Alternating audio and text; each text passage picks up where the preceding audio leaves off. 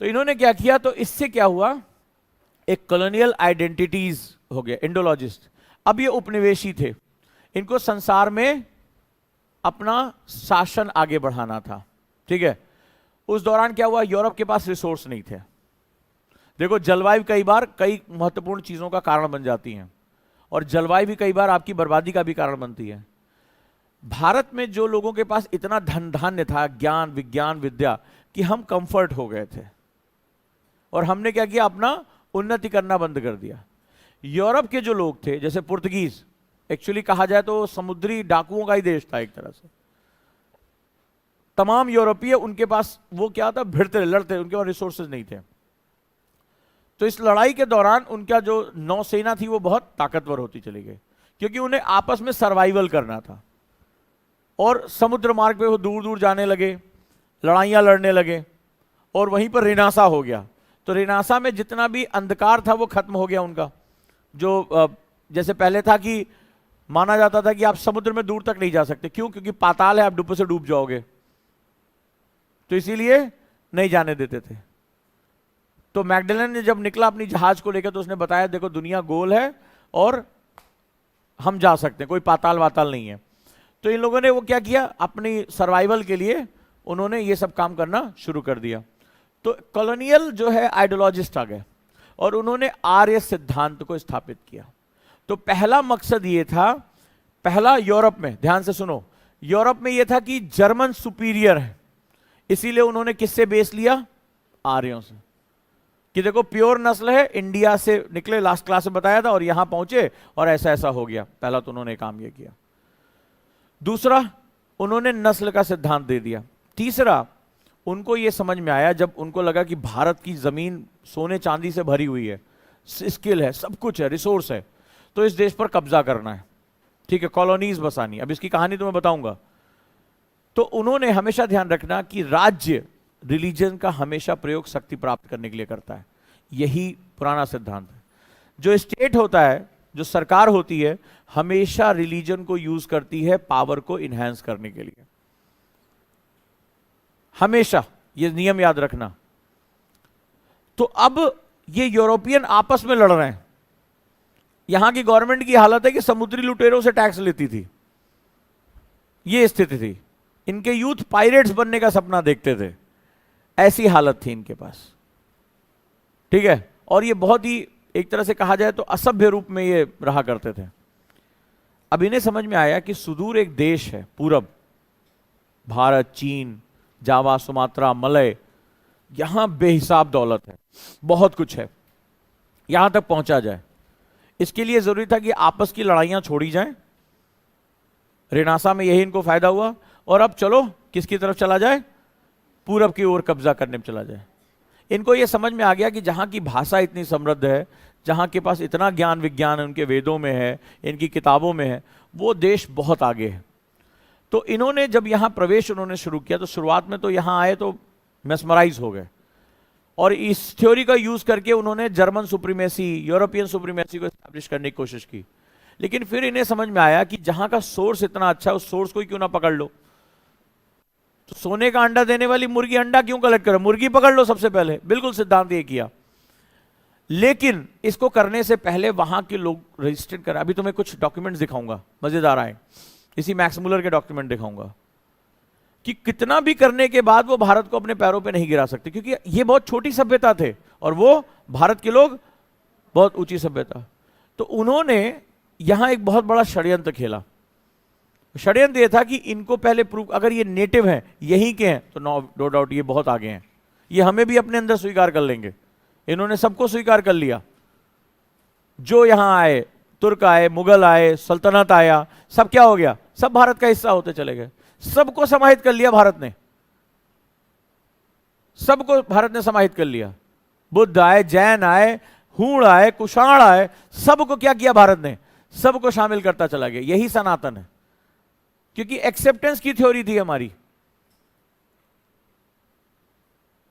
Acceptance की theory थी। यही आचार्य चाणक्य ने अपने शिष्य की शादी हेलेना से करा दी। यह हमारी एक बड़ी खास बात रही है। अब आगे क्या हो रहा है, अब इन्हें प्रूव करना था कि अगर ये नेटिव लोग हैं और इतने सुसंस्कृत हैं तो फिर इन पे कब्जा करना बड़ा मुश्किल है, क्योंकि इन्होंने नेटिव लोगों को मारा। रेड इंडियंस के पास अपना कोई कल्चर नहीं था, एबॉर्जिन्स के पास नहीं था, अफ्रीकन के पास नहीं था, लेकिन भारत तो भारत था, वो महानतम था। उसने संसार की सारी विधाएं, सारी विद्याएं पैदा करके रख दी थी। तो इन्हें समझ में आया कि इस थ्योरी को इस तरह से नहीं पकड़ा जा सकता, इन्हें प्रूव करना पड़ेगा कि ये नेटिव नहीं है, सबसे पहले ये इस जलवायु के नहीं है, और जो इस जलवायु का उससे लड़ाना इनको, ताकि अपनी ऊर्जा को खत्म करें। तो आगे से उन्होंने क्या किया, केम फ्रॉम आउटसाइड इंडिया, इन्होंने आर्यन थ्योरी में स्थापित किया। अभी थोड़ी देर पहले आपने क्या पढ़ा था कि यूरोप की सभ्यता कहां पैदा हुई है, गंगा किनारे। अब क्या पढ़ने जा रहे हो, the Aryan came outside India. समझ में आया साजिश? नहीं तो ये बता ही नहीं पाते कि इनके ऊपर क्वेश्चन पूछा जाता कि तुमने जाके रेड इंडियंस को क्यों मारा, आज नहीं तो कल क्वेश्चन पूछा जाता तुमने एबॉर्जिन्स को क्यों मारा। तो उस किलिंग को, उस मानवता के खिलाफ अत्याचार को इन्होंने सही प्रूव करने के लिए पूरी दुनिया की सारी नदियों का ही रुख मोड़ दिया इन्होंने। नेक्स्ट लिखो, ब्रॉड सिविलाइजेशन टू इंडिया। क्या लिखा इन्होंने, पढ़ो जरा। कहते हैं यही आर्य भारत में सभ्यता लेकर आए, और कहां से आए, यूरोप से आए, और यूरोपियन ही सभ्यता का केंद्र। देख रहे हो कैसे इतनी बेशर्मी के साथ, बेशर्मी की इंतहा देखो जरा, और कोई लज्जा नहीं, कोई कुछ नहीं। लिखते हैं ब्रॉड सिविलाइजेशन टू इंडिया, और थोड़ी देर पहले क्या लिखा था तुमने, उसके बाद क्या कहते हैं, अब आ जाओ उस वाले, सबड्यूडेड नेटिव्स, और स्थानीय लोगों को इन्होंने दबाया कुचला। और क्या लिखते हैं, स्थानीय लोगों को, सबड्यूड नेटिव्स, की स्थानीय लोगों का दमन किया, जो द्रविड़ियन आगे चलकर कहलाए। आगे चलकर इन्होंने जाति प्रथा रखी कि वही शूद्र हैं। इतनी बेशर्मी की इन्होंने, इतनी बेशर्मी की जिसकी कोई हद नहीं। और फिर क्या लिखते हैं, shared common ancestry with European, और भारत के जो आर्य लोग हैं इनके निकटतम संबंधी यूरोपियंस हैं। Shared common ancestry with Europeans, कि इन आर्यों के निकटतम संबंधी यूरोपियन हैं। फिर क्या कहते हैं, भाई हमारा कोर क्या था, मैक्स मुलर ने कहा कि भारत की जो संस्कृत भाषा है वही कोर है। हम तो इतने एडवांस थे कि हमें लिखित करने की जरूरत ही नहीं थी। हमारे यहां गुरु शिष्य परंपरा इतनी ऊंचाई पर पहुंच गई थी कि गुरु बैठता था और शिष्य को ओरली बता देता था, और शिष्य उसको धारण करते हुए आगे लेके चला जाता था। तो हमें रिटन डॉक्यूमेंट्स की आवश्यकता नहीं थी। हम मंत्रोच्चार करते समय भी हाथों, कभी तुम देखना किसी गुरुकुल में, विद्यापीठ में, हम हाथों का प्रयोग करते, हम सिंबल्स का यूज करते थे। हम इतने एडवांस थे। आज वही पी के हाथ पकड़ रहा है तो माना जा रहा है डाटा ट्रांसफर ऐसे भी हो सकता है। हमें डाटा ट्रांसफर करना आता था। उपनिषद का तात्पर्य ही होता है, उपनिषद का मतलब होता है गुरु के समीप बैठकर ज्ञान लेना, और इसी उपनिषद को विदेशियों ने कहा कि विज्ञान की सबसे बड़ी बड़ी बातें इन्हीं उपनिषदों में लिखी हुई हैं। महत्वपूर्ण है। तो हमारा साहित्य, अब इन्होंने क्या कहा, क्योंकि इससे पहले भी एक युग आया, बख्तियार खिलजी का युग था, जिसने हमारी किताबों को जला दिया, विश्वविद्यालयों को नष्ट कर दिया। तो इन्होंने कहा, भारत के बारे में क्या कहा, स्पिरिचुअली डिफिशिएंट, यानी आध्यात्मिक रूप से पिछड़े हुए लोग हैं। देखो क्या लिख रहा है हमारे बारे में, आध्यात्मिक रूप से पिछड़े हुए लोग हैं। फॉर लैक ऑफ क्रिश्चियनिटी, यानी इसका सबसे बड़ा कारण है इसमें ईसाइयत का अभाव है। अगर ये ईसाइयत अपना लेंगे तो ये ज्ञानी हो जाएंगे। और भारत के लिए धारणा ठीक नहीं थी, क्योंकि भारत प्लूरिस्टिक था। भारत में आस्तिक, नास्तिक, सगुण, निर्गुण, स्वयं भगवत गीता की बात करें तो ज्ञान योग, भक्ति योग, कर्म योग, ठीक है, इतने तरीके हैं। अर्जुन ने पूछा भगवत गीता में कि ये बताइए कौन सा सबसे महानतम रास्ता आप तक पहुंचने का, तो बोले जब कुछ ना कर पाओ तो भक्ति योग करो। बोले अगर बहुत आध्यात्मिक हो तो ज्ञान योग की तरफ जाओ, पढ़ो, अध्ययन करो। अब बोले ये दोनों नहीं कर पा रहे तो हम अपने काम में, बिजनेस में बहुत बिजी हैं। बोले दिल से करो कर्म योग। यानी जितने तुम्हारे अंदर जितने गुण है उतने रास्ते। बोले सब कहां जाता है? सब परमपिता की तरफ, योगेश्वर की तरफ जाता है।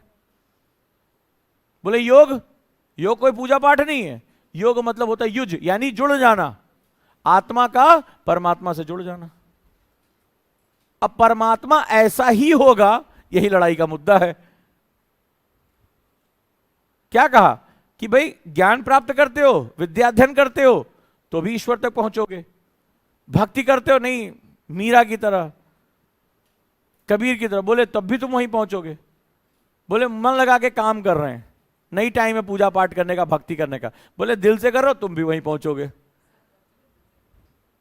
बोले कई रास्ते हैं, लेकिन यहां पर एकेश्वरवाद का मतलब है ओनली। अगर ये है तो ठीक है, ये है नहीं तो बस दुनिया में यहीं से रक्त पीना शुरू हो गया। भारतीय संस्कृति की बात देखो कि बोले कि कोई भी दो व्यक्ति एक समान नहीं है।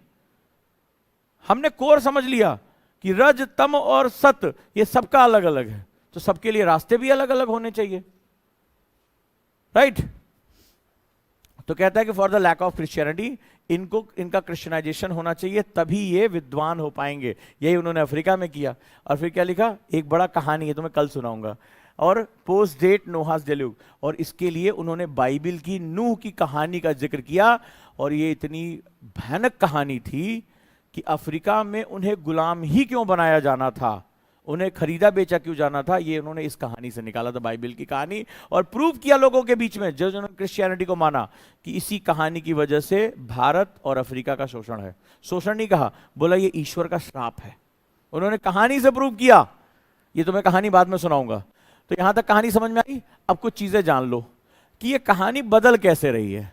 Max Muller, Friedrich Max Muller, जिसको भारत के लोग इतनी स्तुति करते हैं कि भारत के दर्शन से परिचित कराने वाला, एक दर्शन के टीचर पढ़ा रहे थे कि भारत के दर्शन यानी फिलॉसफी से परिचित कराने वाला यही व्यक्ति है। वाह, क्या लिखता है, पहले क्या लिखता है देखो वक्त। Thanks to the discovery of ancient language of India, Sanskrit as it is called, मन करे लिख लेना, मन करे याद कर लेना।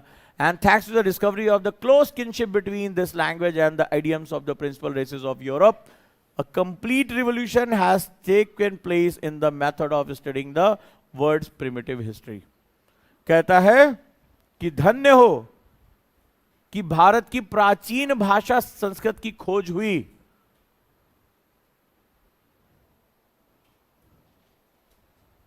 धन्य हो जिसकी वजह से भारत की प्राचीन भाषा संस्कृत की खोज हुई, और इसी खोज की वजह से इतिहास में क्रांति आ गई। इतिहास में एक क्रांति आ गई और प्राचीन इतिहास समझने में हमें मदद मिला। यह इतनी प्राच्य भाषा, इतिहास में क्रांति आ गई और इसकी वजह से हमें प्राचीन इतिहास को समझने में मदद मिली। यानी इतिहास किसमें था? भारत में था। लेकिन यही मैक्स मुलर अब पलटी मारेगा। अब पलटी मारेगा और क्या लिखेगा? 1866 में उसने अपनी वाइफ को लेटर लिखा, और क्या लिखता है? ये मैक्स मुलर है, और अभी ये दोस्ती करेगा एक और व्यक्ति से जिसका नाम है मैकाले, और ये दोनों मिलकर भारत की जड़ों को कैसा तोड़ेंगे, अब अंदाजा देखना। ये अपनी वाइफ को लेटर लिखता है Rigveda is the root of their religion, and to show them what the root is, I feel sure is the only way of uprooting all that has sprung from it during the last 3000 years. वो अपनी बुद्धि जितनी लगा पाया उस पर भी कहता है कि ऋग्वेद उनके धर्म की जड़ है। उनके मतलब भारतीयों के। ऋग्वेद उनके धर्म की जड़ है। इस जड़ से गत 3000 वर्षों, उस समय लिख रहा है, उस समय लिख रहा है जब कार्बन डेटिंग के बारे में जानकारी नहीं थी, उस समय लिख रहा है कि पिछले 3000 साल तो मैंने कैलकुलेट कर रखे, 3000 सालों से जो कुछ निकला है, मतलब पूरा भारतीय संस्कृति जो प्रॉस्परस है, करा उसको उखाड़ फेंकने का एकमात्र रास्ता है उन्हें अवगत कराना कि उनकी जड़ क्या है। क्या लिख रहा है? इसलिए नहीं कि भारत की संस्कृति को मजबूत कराना, उन्हें अवगत कराना, यानी इसको बोलते हैं मिस इंफॉर्मेशन, राइट। उखाड़ फेंकने का एकमात्र रास्ता है कि उनकी जड़ क्या है। इसीलिए क्या किया गया? हमारे धीरे धीरे सारे साहित्य को मैनिपुलेट किया गया कि आने वाली पीढ़ियां जान ही ना पाए कि हम भारतीय आए कहां से।